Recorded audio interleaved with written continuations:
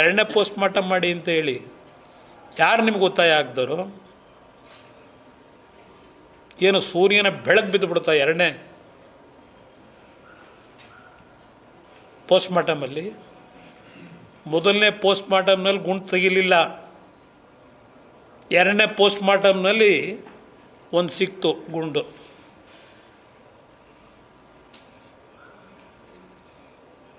ಇದು ನಡೆದಿರೋ ಘಟನೆ. ಇವರು ತನಿಖೆ ಮಾಡ್ತಾರಾ? ನ್ಯಾಯ ಕೊಡ್ತಾರಾ? ಈ ರಾಜ್ಯದ ಜನತೆಗೆ ರಕ್ಷಣೆ ಕೊಡ್ತಾರಾ ಇವರು? ಅಲ್ಲಿ ನೋಡಿದ್ರು ಮೊನ್ನೆ ಬೆಳಗಾವಿ ಒಳಗೆ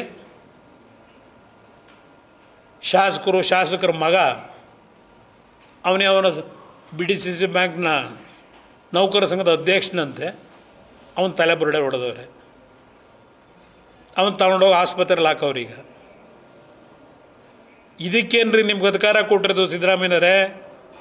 ನಿಮ್ಮ ಶಾಸಕರನ್ನ ಗೆಲ್ಲಿಸಿರೋದಿಲ್ಲಿ ರಾಜ್ಯದ ಜನ. ಭದ್ರಾವತಿಯಲ್ಲಿ ಏನಾಯಿತು ಅಂತ ಗೊತ್ತು, ಅವಳು ಯಾರು ಹೆಣ್ಮಗಳಿಗೆ ಎದುರಿಸಿ ಬಾಯಿಗೆ ಹೊಲಿಗೆಯಾಗಿ ನಿಲ್ಲಿಸ್ಬಿಟ್ರಿ ಮಾತಾಡೋದಕ್ಕೆ, ಕಂಪ್ಲೇಂಟ್ ಕೊಡೋದಕ್ಕೆ. ಎಷ್ಟು ಬೇಕು ಉದಾಹರಣೆಗಳು ನಿಮ್ಮ ಸರ್ಕಾರದಲ್ಲಿ? ಇದು ಸರ್ಕಾರನ ಬಳ್ಳಾರಿ ರಿಪಬ್ಲಿಕ್ ಅಂತೆ. ಬಳ್ಳಾರಿ ರಿಪಬ್ಲಿಕ್ ಆಗಿಬಿಡಲ್ಲ, ಒಂದು ಜನಾರ್ದನ್ ರೆಡ್ಡಿ ರಿಪಬ್ಲಿಕ್. ಮೊದಲು ಈ ರಾಜ್ಯದಲ್ಲಿ ಸಂಪೂರ್ಣವಾಗಿ ಜನ ಅವತ್ತು ಏನು ಸಿದ್ದರಾಮಯ್ಯನವರು ವಿಧಾನಸಭೆ ಒಳಗೆ ಇದೆಂಥದ್ದು ನಮಗೆ ಬರೋಲ್ಲ ಸ್ಟೈಲ್, ಅದು ಅವ್ರ ಸ್ಟೈಲ್ ನಮಗಿಲ್ಲ, ನಾವು ಬಾಡಿ ಸ್ವಲ್ಪ ವೀಕು. ಏನು ವಿಧಾನಸೌಧದಲ್ಲಿ ವಿರಾವೇಶ ನಡ್ಕೊಂಡು ಡ್ಯಾನ್ಸ್ ಮಾಡ್ಕೊಂಡು ಹೋದರು. ಅದೆಂಥದ್ದು ಕತ್ತಿ ಹಿಡ್ಕೊಂಡು ಪತ್ತಿ ಹಿಡ್ಕೊಂಡು ಟೋಪಿ ಹಾಕೊಂಡು ಹೋದರು ಬಳ್ಳಾರಿಗೆ. ಈಗ ಅದೇ ಜನವೇ ಸರ್ವನಾಶ ಮಾಡ್ತಾರೆ, ನಿಮ್ಮನ್ನು ಬರೆದಿಟ್ಕೊಳ್ಳಿ, ಸರ್ವನಾಶ ಮಾಡ್ತಾರೆ. ಈ ರಾಜ್ಯದ ಕೊನೆಯ ಮುಖ್ಯಮಂತ್ರಿ ಕಾಂಗ್ರೆಸ್. ಇವತ್ತು ಡೇಟ್ ಬರೆದಿಟ್ಕೊಳ್ಳಿ. ಈ ರಾಜ್ಯದ ಕೊನೆಯ ಮುಖ್ಯಮಂತ್ರಿ ಕಾಂಗ್ರೆಸ್ಸು, ಕೊನೆಯ ಆಡಳಿತ ಕಾಂಗ್ರೆಸ್ದು ಈ ರಾಜ್ಯದಲ್ಲಿ. ಇವತ್ತು ಹೇಳಿದ್ದೀನಿ, ಬರೆದಿಟ್ಕೊಳ್ಳಿ. ನಾನು ಜಂಬದಲ್ಲಿ ಹೇಳ್ತಾ ಇಲ್ಲ ಈ ಮಾತನ್ನು.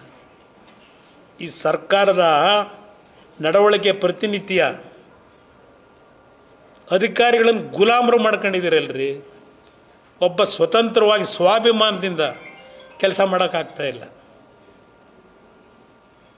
ಈ ರೀತಿಯ ವಾತಾವರಣ. ಪ್ರಾಯಶ್ಚಿತ ಅನುಭವಿಸ್ತೀರಿ, ತಿಳ್ಕೊಂಡಿದ್ದೀರಿ. 28ಕ್ಕೂ ನಾವೇ ಬನ್ರಪ್ಪ, ಭಾಳ ದೊಡ್ಡ ಸಾಧನೆ ಮಾಡಿದ್ದೀರಿ, ಜನ ಕಾಯ್ತಾವ್ರು ನಿಮಗೆ. 28ಕ್ಕೂ ನಾವೇ ಮಾಡೋಕ್ಕೆ. ಇವತ್ತು ಈ ಸರ್ಕಾರಕ್ಕೆ ಮಾನ ಮರ್ಯಾದೆ ಇದ್ದರೆ,